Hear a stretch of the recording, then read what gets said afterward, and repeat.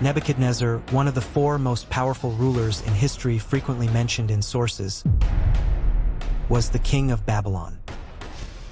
Alexander the Great, who traveled the world far and wide, and the great ruler King Solomon the prophet, who ruled over jinn. King Nimrod, whom I mentioned in another video, and the king you are about to watch now, Nebuchadnezzar, whom I think will leave you astonished by the end of the video. If you think these events happened thousands of years ago and don't matter, you're mistaken. If you're curious about how a 2,600-year-old king who has turned to dust still influences the world today, let's first go back to the era when it all began. If you are interested in these types of videos, subscribe to the channel and please click the like button. If you're ready, let's start. When the Israelites killed Zechariah and John, two of the three prophets sent to them, and attempted to kill Jesus, God Almighty sent Herodas, one of the kings of Babylon, against them. Herodas took the people of Babylon with him and marched against the Israelites. He defeated them and entered Damascus. The army commander Nebuchadnezzar said, "If I conquer the people of Bethlehem, I will kill them until there are none left, and their blood will flow like a flood from the center of my camp." He ordered the continued killing of the Israelites until he achieved this goal. Nebuchadnezzar entered Bethlehem. When he stopped at the place where the Israelites were offering their sacrifices, he saw blood boiling there and said, "O Israelites, what is this boiling blood? Tell me the story of this blood, and do not hide anything from me." The Israelites responded, "This is the blood of a sacrifice that we offered, but it was not accepted. We have been offering sacrifices for 800 years, and all were accepted except this one." Nebuchadnezzar, "You have not told me the truth, Israelites. If our situation had remained as before, our sacrifice would have been accepted. But the kingdom and prophethood have been cut off from us. Therefore, our sacrifices are not accepted." Nebuchadnezzar ordered 770 Israelites to be killed in this blood, but it did not calm down. Then Nebuchadnezzar ordered 7,000 young men and women of the Israelites to be killed in the blood. He ordered 700 of the Israelite scholars to be slain in the blood. They were slaughtered, but the blood did not calm down or cool down. When Nebuchadnezzar saw that the blood had not cooled down, he said, "Woe to you, Israelites! Woe to you! Tell me the truth.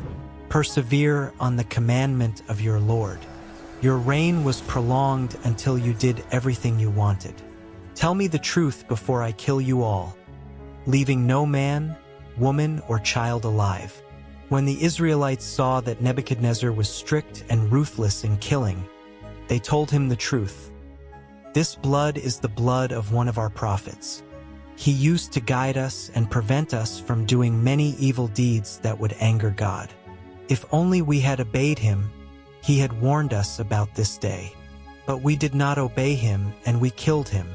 This boiling blood is his." Nebuchadnezzar, "What was his name?" he asked. Israelites, "Yahya," they said. Nebuchadnezzar, "Now you have told the truth. Your Lord is taking revenge on you." He said to those around him, "Close the city gates and bring out all the soldiers of Herodas in the city." They did as he commanded. Only Israelites remained inside. Nebuchadnezzar said to the boiling blood, "O John, my Lord and your Lord know that your people have suffered for your sake, and many have been killed because of you. Calm down, by God's leave, before I leave no one of your people alive." John's blood immediately calmed down and stopped boiling, by God's permission.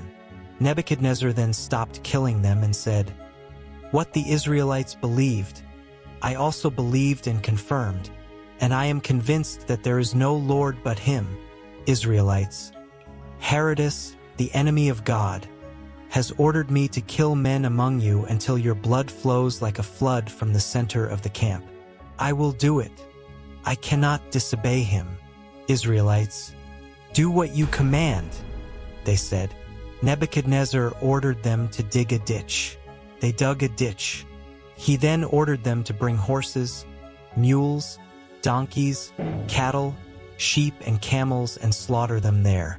The blood flowed and multiplied, and water was poured on it. The blood flowed down into the camp. He ordered that the bodies of the Israelites who had been killed be brought and thrown onto the bodies of the slaughtered animals. They were thrown. King Herodes believed that both the bodies in the ditch and the blood flowing into the camp belonged to the Israelites. He said to Nebuchadnezzar, "Stop killing them. Their blood has reached me. I have avenged them for what they have done." He then left, returning to Babylon, almost destroying the Israelites. Following Nebuchadnezzar's brutal campaigns and the capture and destruction of Jerusalem, the Israelites entered a period known as the Babylonian Exile, which lasted until the Persian conquest of Babylon. Here is a continuation of the story with correct historical information. The Babylonian Exile and the Persian conquest. After Nebuchadnezzar II destroyed Jerusalem in 587/586 BC, the Kingdom of Judah ceased to exist as a political entity. The majority of the Jewish population was forcibly relocated to Babylon, marking the beginning of the Babylonian exile. This period is significant in Jewish history as it led to substantial changes in their religious practices and beliefs. During the exile, the Jewish people faced the challenge of maintaining their cultural and religious identity in a foreign land. They gathered in synagogues for communal worship and study, emphasizing the importance of the Torah and oral traditions. This shift away from temple-centric worship helped shape Rabbinic Judaism. The exile ended when Cyrus the Great, the founder of the Persian Empire, conquered Babylon in 539 BC. Cyrus is noted for his progressive approach to governance, which included respecting the customs and religions of the conquered peoples. In 538 BC, he issued the Edict of Cyrus, allowing the exiled Jews to return to Judah and rebuild the temple in Jerusalem.